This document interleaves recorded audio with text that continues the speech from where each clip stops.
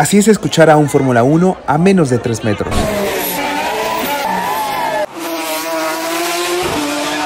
Carlos Sainz corre esta tarde en el nuevo circuito de la Fórmula 1 en Madrid. Vamos a conocerlo, pero antes...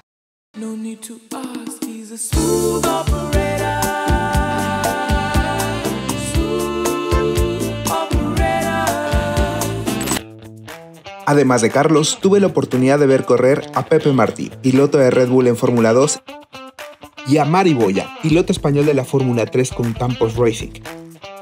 Ponte tus audífonos y disfruta de cómo se escucha esto.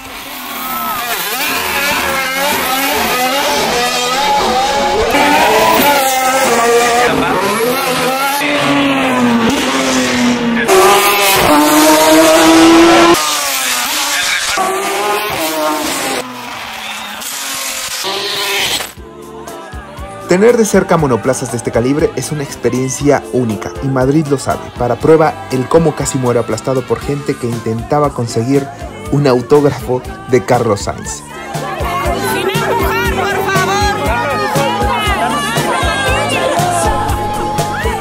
Sí, yo también tuve mucho miedo, Carlos. Mucho miedo.